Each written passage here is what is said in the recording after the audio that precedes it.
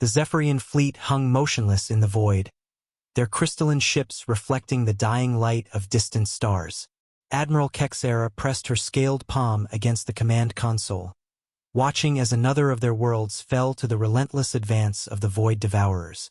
The ancient mechanical swarm had already consumed 17 star systems, leaving nothing but empty darkness in their wake. Admiral, her tactical officer's voice crackled with desperation. The Devourers have broken through our defensive line at Proxima 7. They'll reach our homeworld within 3 solar cycles. Kexera's 4 eyes closed in defeat. The Zephyrian Confederation, masters of space for millennia, possessed technology that could reshape matter at the molecular level. Their weapons could crack moons, their shields could deflect the fury of supernovas. Yet none of it mattered against the Void Devourers, machines older than civilization itself, programmed with one directive: consume all organic life. "Send word to the High Council," she whispered. "Begin evacuation protocols. We've lost." Across the galaxy, similar scenes played out. The proud Titanari, whose warrior culture had never known defeat, watched their fortress worlds crumble.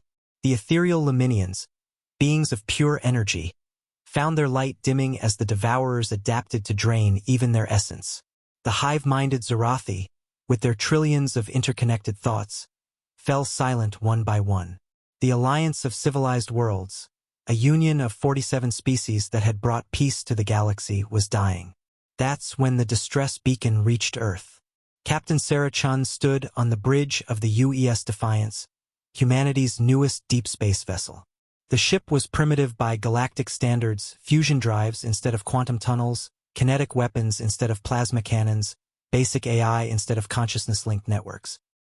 Earth had only recently achieved faster-than-light travel, making them galactic infants compared to species that had sailed between stars for eons. "Captain," her communications officer reported, "we're receiving transmissions from multiple sources. It's a general distress call. The entire galaxy appears to be under attack." Chun studied the tactical display showing the advancing darkness that was swallowing star systems whole. Any reasonable species would have turned around and fled to the safety of their home system. Humans, however, had never been particularly reasonable. "Set course for the nearest battle zone," she ordered, "and send a message to Earth Command.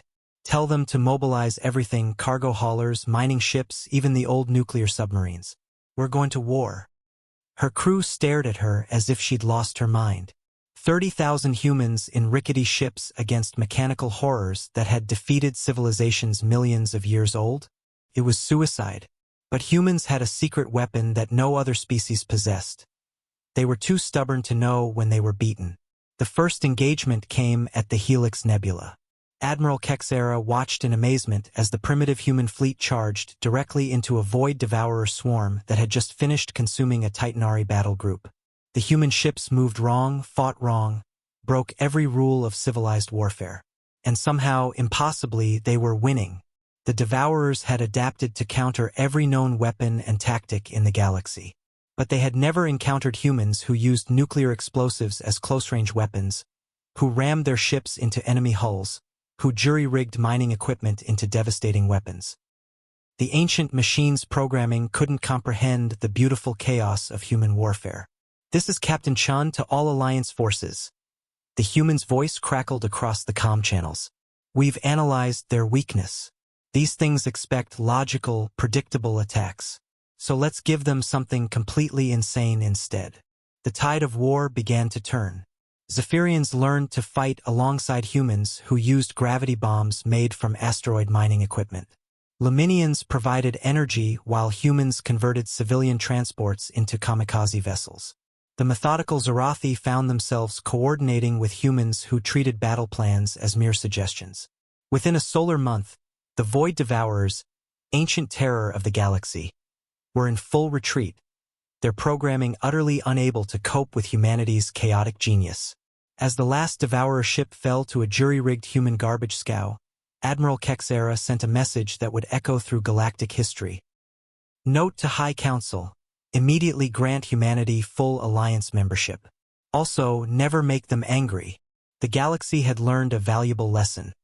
Sometimes the youngest species knows tricks the oldest have forgotten.